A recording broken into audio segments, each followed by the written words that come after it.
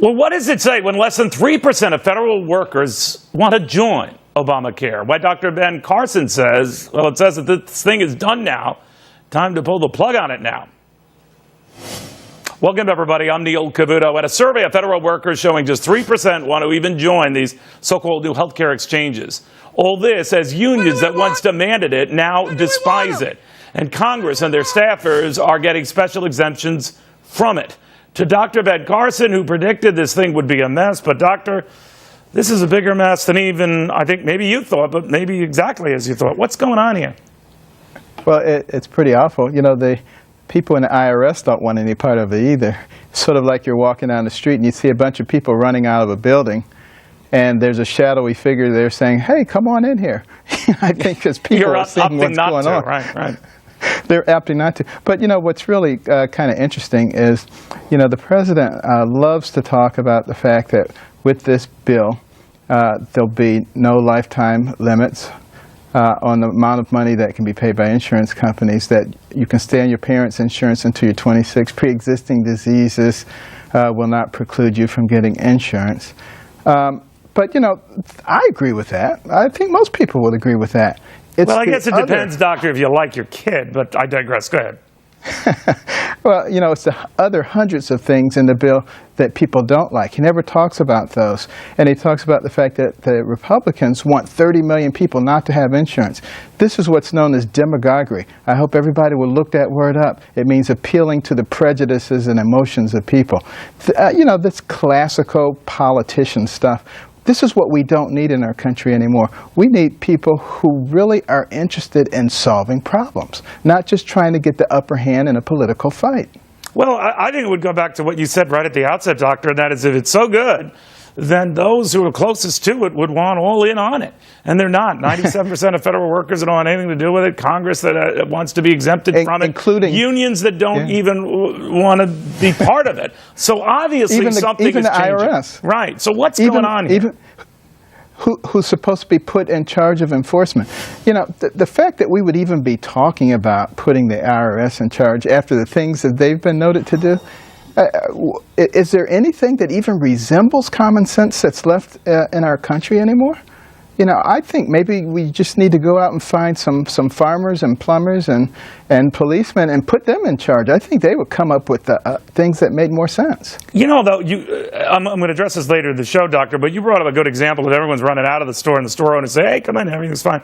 To me, you know, relating it in restaurant terms, it'd be like the restaurant owner who sure as heck won't eat his food, but he'll happily foist it on you. That's telling me something there. The owner isn't liking the stuff. Congress doesn't want anything to do with this stuff. Federal workers, more than 9 out of 10 of them want to be as far away as they can from this stuff. I think the American public can rightly assume, wait a minute, we swallow this, we're the ones getting stuff.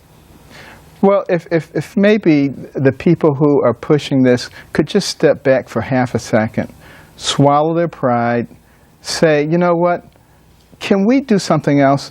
I think everybody else would be willing to join them. I don't think we're going to be having big demonstrations saying, see, you were wrong and we were right. I think we're bigger than that, and we can go ahead and solve this problem like rational human beings. Do you think, Doctor, though, you mentioned what the president said about what Republicans are defining themselves and what they're against, that they want to deny health care to 30 million Americans. You reframed it in an interesting way that we can't be for something that upends our healthcare system. I think that's the gist of what you were kind of get at here, that right. Whatever the attempt to get healthcare in the hands of those who don't have it, you can't upend what is arguably, or was arguably, the world's finest healthcare system to do it. There's got to be a better way. So Republicans have not found a way to say that. What do they risk if they don't, if they can't? Well, they will be able to say it because you know, there are a number of ideals out there for anybody to see. The health savings accounts work extremely well. You look at the medical savings account system in Singapore and how well that works. We can easily do these things with much less money than we're spending now. And, you know, I've talked to a number of members of the healthcare caucus in Congress, and there's some very smart people there. And they will put something together.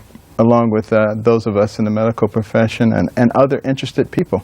We're going to get this done. This is not a battle between Republicans and Democrats and independents.